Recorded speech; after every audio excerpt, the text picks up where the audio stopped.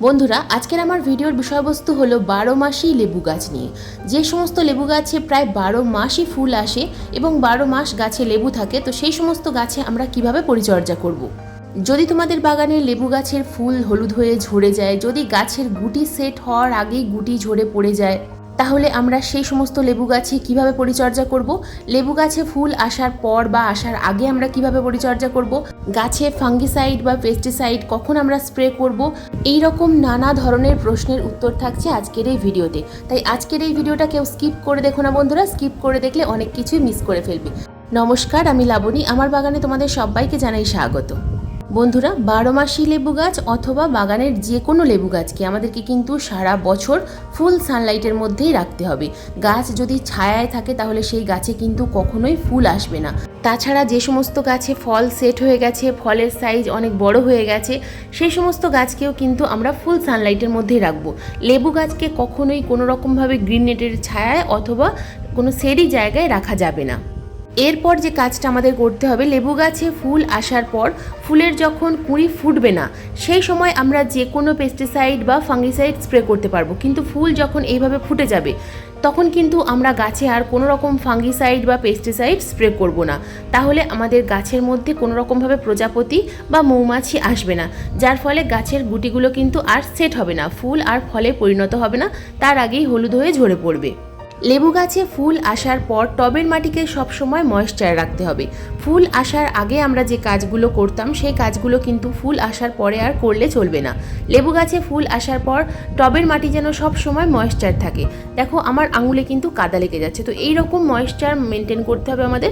টবের মাটিতে যেন কখনো একেবারে শুকিয়ে না যায়। যদি টবের মাটি একবেলার জন্য শুকিয়ে যায়, তোমরা কিন্তু তার পরের দিন দেখতে পাবে অনেক ফুল ঝরে গেছে। টবের মাটিকে সবসময় ময়েশ্চার রাখার সাথে সাথে টবের মাটিকে আবর্জনা মুক্ত রাখতে হবে। টবের মাটিতে যেন কখনো আগাছা না থাকে, তাছাড়া শুকিয়ে যাওয়া পাতা পড়ে না থাকে। টবের মাটিকে সবসময় পরিষ্কার রাখতে হবে। বন্ধুরা, এরপর যে কাজটা আমাদের করতে হবে, টবের মাটিকে নিড়ানির সাহায্যে ভালোভাবে ঘষে দিতে হবে। প্রতি মাসে অন্তত 2 বার টবের মাটি ভালোভাবে ঘষে দিতে হবে। মাটির মধ্যে যেন কখনো জল জমা হয়ে না থাকে। মাটি ময়েশ্চার থাকবে, কিন্তু মাটির মধ্যে জল যেন জমা না হয়ে থাকে। যদি মাটির মধ্যে জল জমা হয়ে থাকে তাহলে লেবু গাছের গোড়ায় কিন্তু ফাঙ্গাস অ্যাটাক করবে। লেবু গাছের সব থেকে বড় মারাত্মক রোগ হলো গাছের গোড়ায় ফাঙ্গাস। গাছের শিকড়ে যদি একবার ফাঙ্গাস লেগে যায়, লেবু গাছকে কিন্তু আর বাঁচানো সম্ভব হয় না। তো এটা কিন্তু আমাদের প্রায় প্রত্যেকের বাগানেই হয়ে থাকে। লেবু গাছে অনেক সময় 1 বছর বা 2 বছর ফুল হওয়ার পর সেই গাছ মারা যায়। তো তার একমাত্র কারণ হলো টবের মাটিতে বিভিন্ন ধরনের পোকামাকড়ের আক্রমণ এবং টবের ড্রেনেজ সিস্টেমটা বন্ধ হয়ে যাওয়া। তাই টবের ড্রেনেজ সিস্টেম সবসময় আমাদেরকে চেক করতে হবে। টবে জল দেওয়ার সঙ্গে সঙ্গে সেই জল যেন বাইরে বেরিয়ে যায়। এখন প্রায় সময় বৃষ্টি হচ্ছে, তো এই বৃষ্টির জল যদি টবের মাটিতে জমা হতে থাকে তাহলে কিন্তু গাছের ক্ষতি হবে, ফুলগুলো ঝরে যাবে। বন্ধুরা, এবার আসি আমরা গাছে কি খাবার প্রয়োগ করব। লেবু গাছে ফুল আসার পর লেবু গাছে কিন্তু খাবার আমাদের অবশ্যই দিতে হবে। ফুল আসার আগেও খাবার দিতে হবে, ফুল আসার পরেও খাবার দিতে হবে। গাছে যদি পটাশিয়ামের অভাব দেখা দেয়, গাছে যদি ক্যালসিয়ামের অভাব দেখা যায়, তাহলে কিন্তু গাছের ফুলগুলো খুব সহজেই হলুদ হয়ে ঝরে পড়ে যাবে। তো আমি এখানে মোট 3 ধরনের খাবার নিয়েছি। প্রথম যে খাবারটা আমি এখানে নিয়েছি সেটা হলো পটাশিয়াম সমৃদ্ধ খাবার, কলার খোসার গুঁড়ো। পাকা কলার খোসাকে খুব ভালো করে শুকনো করতে হবে। শুকনো করে মিক্সার গ্রাইন্ডারের মধ্যে দিলেই কিন্তু এরকম গুঁড়ো হয়ে যাবে। যদি পাকা কলার খোসার গুঁড়ো করতে না পারো, সেক্ষেত্রে তোমরা কিন্তু এখানে বায়ো পটাশ অথবা রাসায়নিক পটাশ ব্যবহার করতে পারো। যেহেতু আমি জৈব ব্যবহার করি, সেই কারণে আমি কিন্তু এখানে পাকা কলার খোসাকে গাছের গোড়ায় ব্যবহার করব। তো এরপর আমি এখানে দেবো ফসফরাস এবং ক্যালসিয়াম সমৃদ্ধ খাবার, ডিমের খোসার গুঁড়ো। ডিমের খোসার গুঁড়োর মধ্যে আছে প্রচুর মাত্রায় ক্যালসিয়াম এবং ফসফরাস। তোমরা ডিমের খোসার গুঁড়োর পরিবর্তে এখানে হাড়ের গুঁড়ো দিতে পারো। তো এরপর যেটা নিয়েছি সেটা হলো নাইট্রোজেন সমৃদ্ধ খাবার বা টবের মাটিকে অ্যাসিডিক রাখার জন্য ইউজ করা চা পাতা।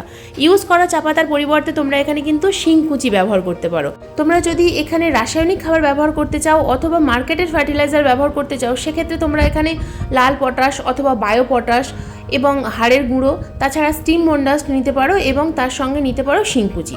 তো এই কয়েকটা খাবার এবং সঙ্গে সামান্য পরিমাণ ট্রাইকোডার্মা ভিরিডি। ট্রাইকোডার্মা ভিরিডি আমি যেহেতু কয়েকদিন আগেই টবের মিডিয়াতে প্রয়োগ করেছিলাম, তাই আর এর সাথে দিলাম না।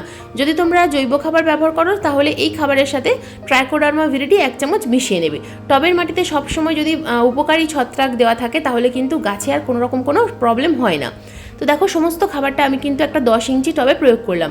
2 চামচ পরিমাণ নিয়েছি আমি এখানে ডিমের খোসার গুঁড়ো, 3 চামচ কলার খোসার গুঁড়ো এবং নিয়েছি আমি এখানে 3 চামচ পরিমাণ ইউজ করা চা পাতা। ইউজ করা চা পাতার পরিবর্তে তোমরা এখানে হাফ চামচ পরিমাণ অথবা বড় টব হলে 1 চামচ পরিমাণ ফ্রেশ চা পাতা নিতে পারবে। তো এই 3টে খাবার খুব ভালোভাবে মিশিয়ে আমি টবের মিডিয়াতে প্রয়োগ করলাম এবং দিয়ে দিলাম পর্যাপ্ত পরিমাণে জল। টবের মিডিয়া যদি শুকিয়ে যায়, একদিনের জন্য যদি শুকিয়ে যায়, ফুলের কুঁড়িগুলো কিন্তু ঝরে পড়বে। তাই এই বিষয়টা অবশ্যই লক্ষ্য রাখবে বন্ধুরা। তাই 3টে ভুল এই সময় একেবারেই করবে না। ফুল ফোটা অবস্থায় গাছে পেস্টিসাইড বা ফাঙ্গিসাইড স্প্রে করবে না। 2 নম্বর, গাছের গোড়ায় অবশ্যই খাবার প্রয়োগ করবে। খাবার না থাকলে গাছের কুঁড়িগুলো কিন্তু ঝরে পড়বে। আর 3 নম্বর, টবের মিডিয়াটাকে অল টাইম ময়েশ্চার রাখবে। আর গাছকে তোমরা কিন্তু অবশ্যই রোদ্দুরে রাখবে। তো এই কয়েকটা কাজ করলে বাগানের প্রত্যেকটা গাছে প্রচুর পরিমাণে ফুল আসবে এবং যে গাছে ফুল এসে গেছে বা ফল সেট হয়ে গেছে, সেই ফলগুলো কিন্তু খুব তাড়াতাড়ি বড় হয়ে যাবে।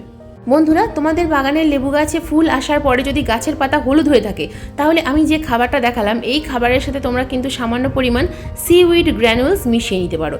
তাহলে অনুখাদ্যের অভাবে ফলের গুটিগুলো কিন্তু হলুদ হয়ে ঝরে পড়বে না। বন্ধুরা, বাগানের প্রত্যেকটা লেবু গাছে তোমরা কিন্তু এই একই খাবার প্রয়োগ করতে পারবে। যে গাছে ফল সেট হয়ে গেছে, ফলের আকার বড় হয়ে গেছে, সেই গাছেও কিন্তু এই খাবার প্রয়োগ করতে পারবে। তো বন্ধুরা, এই ছিল আজকের আমার ভিডিওর বিষয়বস্তু। আজকের এই ভিডিওটা তোমাদের কেমন লাগলো অবশ্যই কমেন্ট করে জানাবে।